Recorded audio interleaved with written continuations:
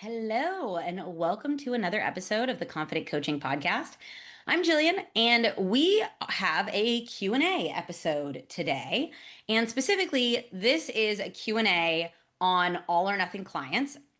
Pretty sure this applies to every single coach out there. We've had all or nothing clients before or currently have them on our roster. So let me read you off the question. So the question is, I have clients who are chronically all or nothing when it comes to diet. When I try to coach them using simple, more manageable habits, they resist it and want something more advanced, even though they repeatedly set themselves up for disappointment and burnout every time. How do I redirect? So, as I said, we've all had clients like this. And as a coach, it can be frustrating and confusing because you're like, why don't you want to follow my advice? Why do you keep doing this thing you know doesn't work? Aren't you able to recognize like that this doesn't work? And something I think that is really important for us to remember is change is scary. And what doesn't work is often a lot more comfortable, even if it's not functional, right? And what we can come back to here that I think is really important is what makes us a client-centered coach.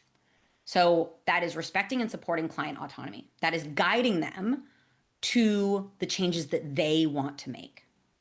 And that doesn't mean that, let's say your client is like, I want to eat 1,000 calories a day to lose weight faster. That doesn't mean telling your client, yes, that's a great idea.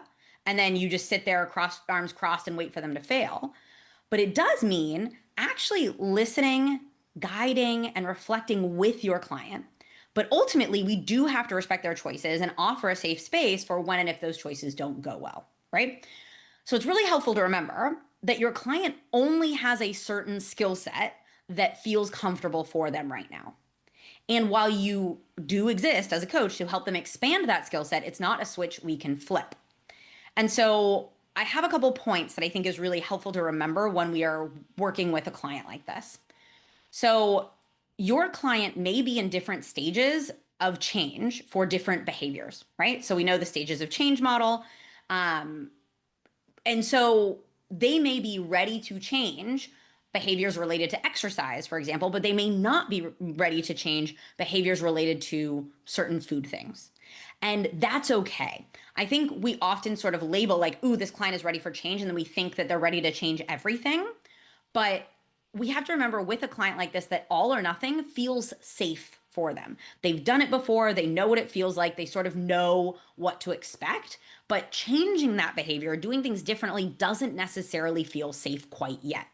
And so they may need a little bit more time and patience, and you really being there and reflecting back to them when they do say things like, oh, I did keto, but I couldn't keep up with it for another few months. Reflecting that back to them and highlighting these things in a compassionate way can be so helpful because you're not trying to change their mind. You're simply illuminating what they are already telling you, right?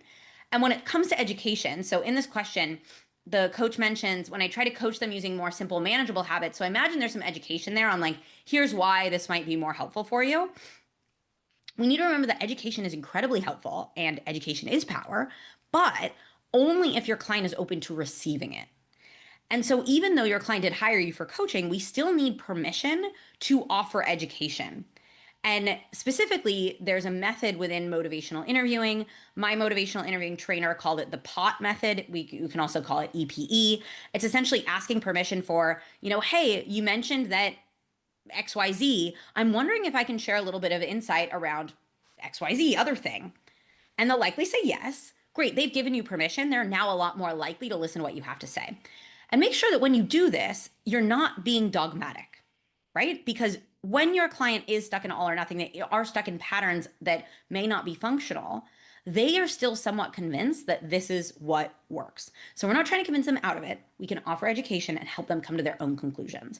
After offering that education, you want to finish up with what are your thoughts on that? So that you can actually understand what did they get from what you just said, right? So what you might need to do is simply focus on how do I move them a little bit closer to being ready to prepare for this change instead of trying to throw them right into action, doing these small habits, even if they're potentially still in pre-contemplation, they're not ready to change those habits quite yet.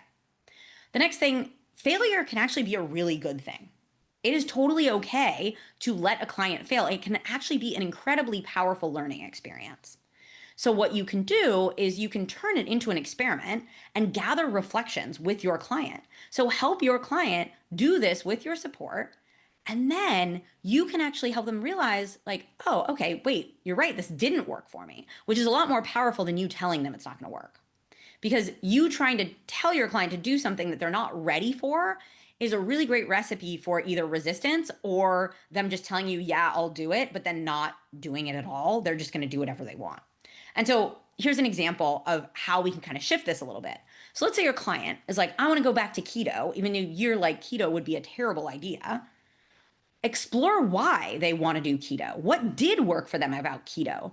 Like maybe there was an aspect of it that was really helpful for them, even though keto itself wasn't helpful. Why did they like keto? And then we also want to explore what didn't work and why did they end up giving it up? And that can help your clients start to draw out conclusions, especially if you're using reflections when they share these things. You can help them come closer to a conclusion. And maybe they do take parts of like that keto experience and put them into their current program. And what's interesting here is if you are practicing active listening, you are going to pick up on things that they are already telling you about why it didn't work, why it didn't last, and you're also going to be able to pick up on why they are so motivated to do this thing that didn't work yet again. I have two more points here.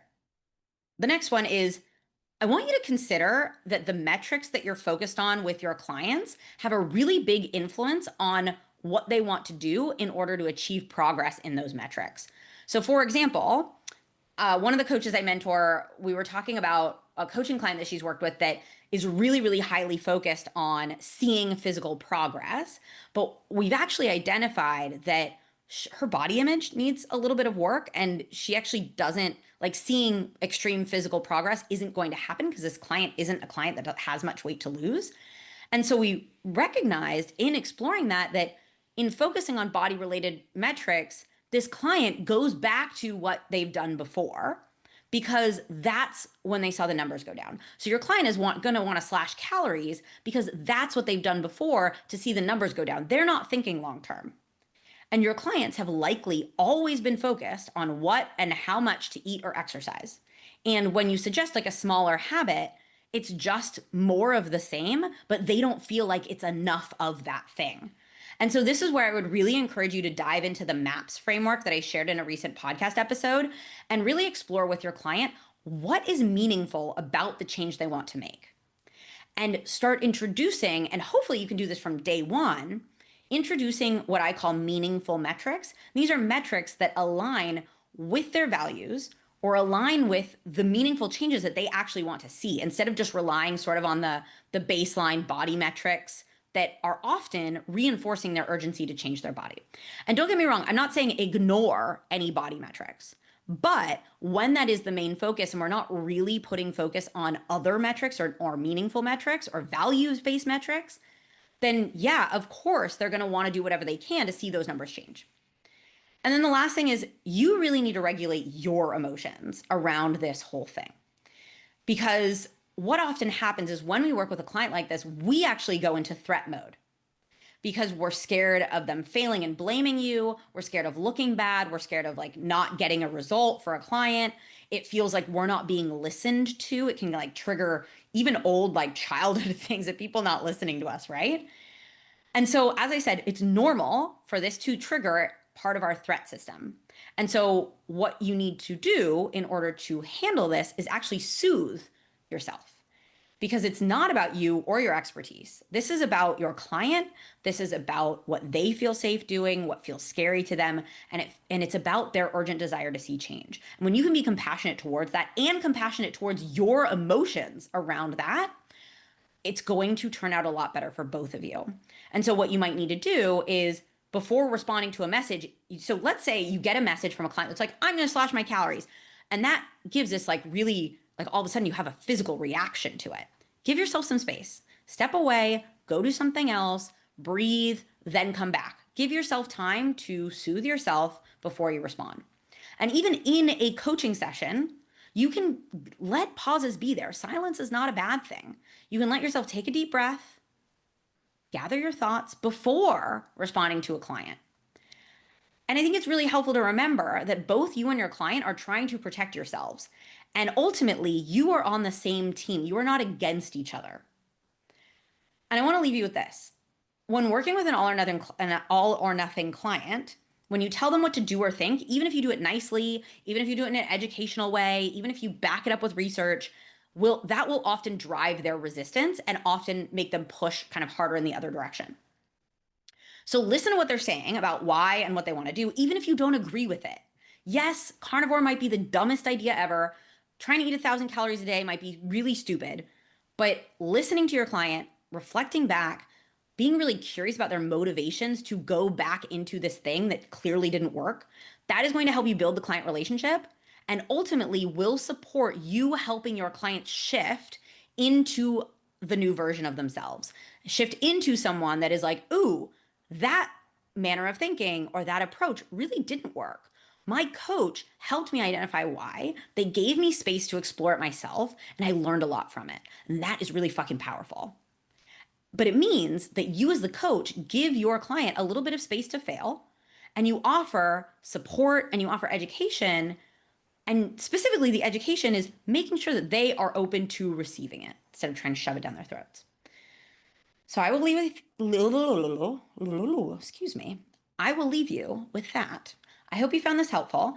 The more questions that get asked in my broadcast channel anonymous question box, the more questions I have to pull from for these episodes. So if you liked hearing this Q&A episode, make sure you're in my broadcast list on Instagram. I'll link that in the show notes so that you can join it. And I hope that you just have a great day doing whatever you're doing.